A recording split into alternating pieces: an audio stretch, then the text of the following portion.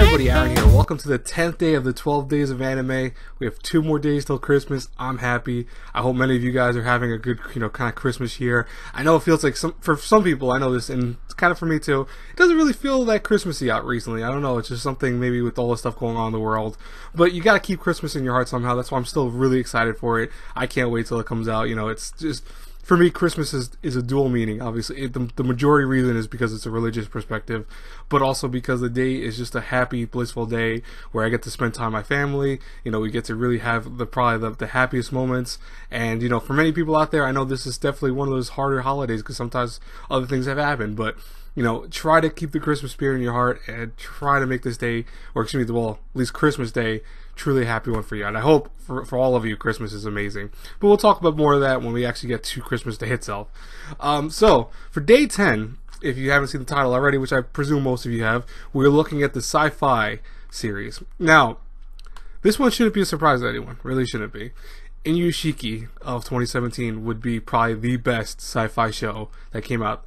I kind of worded that wrong, but whatever. It's staying in because it still works. Anyways, Inuyashiki was truly a pleasant show to watch. I kid you not, it was probably one of my favorite shows of the season, obviously.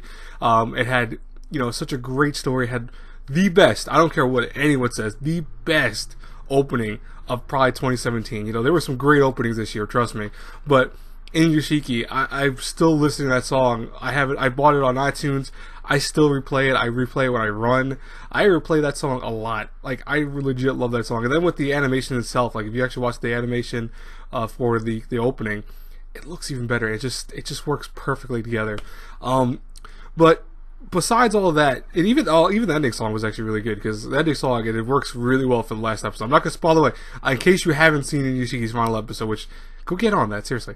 But in case you haven't, I'm not spoiling anything, obviously, because this is not a review. I'm going to have the link to the first review I did for Inuyashiki in the description box below. But, this is just me talking about the show and why I think it's so great for this season. And the year, technically. Mappa really did a credible job with animation. I was a little kind of skeptical here and there with animation because I felt a little, at times, it was kind of weak. But for the most part, the show did a fantastic job with kind of creating this very realistic world that, the guy who created the show, who also created Gantz, wanted to envision. You had this world that felt like a living, breathing thing, because all the characters, how they react to things, how they react to this, environmental stimuli, how they interacted with one another in general, felt like something you could almost see in real life. Especially when some of the more darker scenes were happening in Inuyashiki, characters were reacting in how I would perceive them to react in the real world. Like, I would legit see people, for example, when they had to get rid of their phones at one point because that was the only way to stop a certain attack on them. They were hesitant on doing that. And I could see that in the real world happening because some people are glued to their phone. So to drop their phone and just walk away, it's scary how hard that was for some of the people in the show. And you even see later on, even some of the younger teenagers saying, "Oh, I'm keeping my phone. What are you, crazy?" And then you have some that are smarter going, "No, wait, I threw that away as soon as they said I could have been a risk for my life." It's truly one of those shows that does that. And even the ending and capture that perfectly. Where this ending, I'm not gonna spoil it, don't worry. But the ending felt so genuine because it's bittersweet. But it's one of those things that you could have saw coming, and at the same time, the way it happens, it's the world. It's how the world reacts to certain things and when things happen in general. So I really love this show. I think that, honestly, everything about it worked so perfectly. And to have a protagonist not be a young dude for once was actually a very kind of breath of fresh air for a genre like this. Because, usually heroes, they come in the form of younger dudes. They come in the form of high school students, even college students sometimes, or even young adults. Instead, we have a guy who's in his late 50s who looks older because his, kind of life has brought him down to that point of stressing him out, being our hero of the show, versus a younger dude who should be the hero and actually is conveniently named hero being the villain of the show. There's a lot of mind-blowing stuff if you really look at the metagame behind that, but I really think that was awesome.